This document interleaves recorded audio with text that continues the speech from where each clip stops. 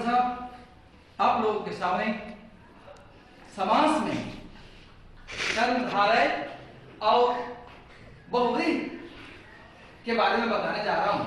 इससे पहले आप समास का पार्ट 1 और पार्ट 2 पढ़ चुके हैं।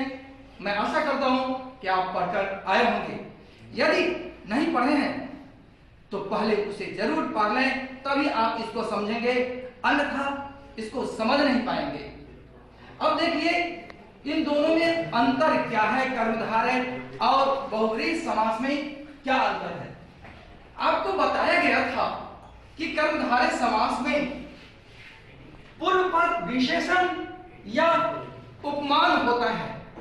विशेषण याद रखिएगा, जैसे लाल फूल, लाल कमल, नीला कमल, तो नीला है विशेषण और कमल विशेष्य है, इसलिए विशेषण और विशेष आप नहीं बोलेंगे, कर्मधारय में होता है। या यदि विशेषण विशेष नहीं है तो पूर्व पद में उपमान होगा। अब उपमान को समझना बहुत जरूरी है। देखिए उपमान को समझने के लिए ट्रिक अपनाइए। ट्रिक यह है कि देखिए आप करण शब्द सुने हैं, कर्ता ने कर्म को करण से, तो करण से यदि याद है तो वहां से आप आ जाइए उपमान में। तो करण में देखिए कर जोड़ अण होता है और करण बन जाता है।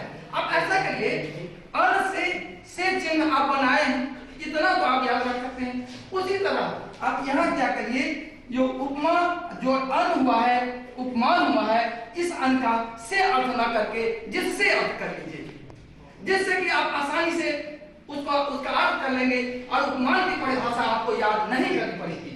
बस यही ट्रिक है जिसके माध्यम से आप जल्दी से जल्दी सीख सकते हैं। इसी को संस्कृत में आप याद करते हैं, उपमीयते अनेन इति उपमान। तो बस यही है उपमान।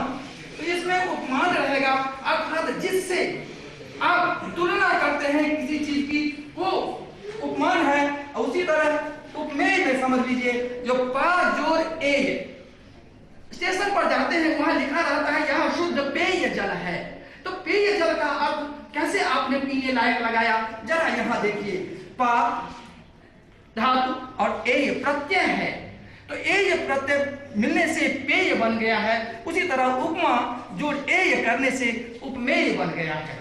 अर्थात जब पेय का आपने कर लिया पीने लायक, तो उपमेय का अर्थ भी कर लीजिए उपमा करने लायक, अर्थात जिसकी तुलना आप करते हैं वो हो गया उपमेय।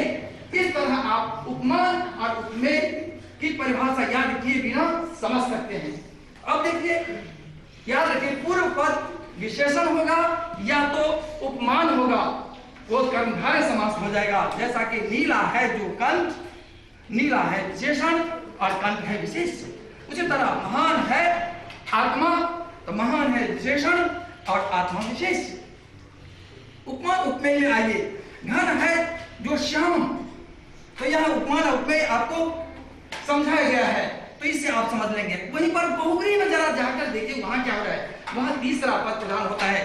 न तो पहला पद प्रधान होगा, न तो दूसरा पद प्रधान होगा, बल्कि तीसरा पद। इसमें आपका उत्तर पद प्रधान था कर्मधारय में, और इसमें तीसरा पद प्रधान होता है। जैसे देखिए नीलकंठ में आपने नीला है जो कंठ किया, परंतु यहाँ आने के बाद बहुव्रीहि समास में नीला कंठ है जिसका, अर्थात शिव। न तो नीला का अर्थ रहा, न तो कंठ का अर्थ रहा, बल्कि शिव का अर्थ हो गया।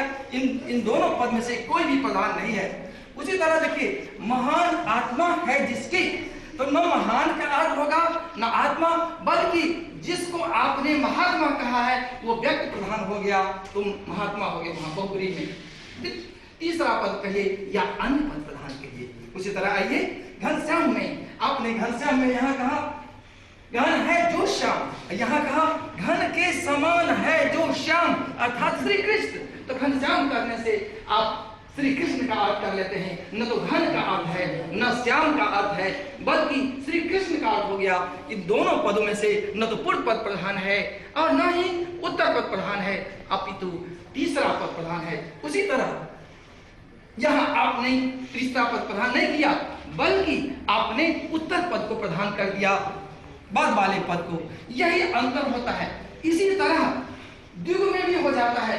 कभी कभी हम लोग संख्या पूर्वक समझकर उसको द्विगु समझ लेते हैं, जबकि ऐसा होता नहीं है। जैसे दशानन आपने कहा, तो दशानन का विग्रह यदि 10 आनंद का समूह करेंगे, समाहार करेंगे, तब हो जाएगा द्विगु समास। समाहार में याद रहे, द्विगु में याद रहे, समाहार अर्थ करना पड़ेगा, तब द्विगु हो जाएगा। लेकिन 10 आनंद है जिसका रावण तीसरा पद प्रधान यदि कर दिया तो वो हो गया बहुब्रीहि समास। तो इसलिए हमेशा याद रखें कि आप विग्रह कैसा करते हैं, जैसा विग्रह करेंगे वैसा ही समास होगा।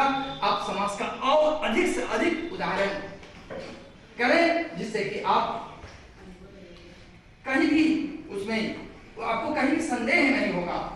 अब मैं आशा करता हूं कि आप समास के बारे में संदेह नहीं करेंगे, कहीं भी गलती नहीं होगी।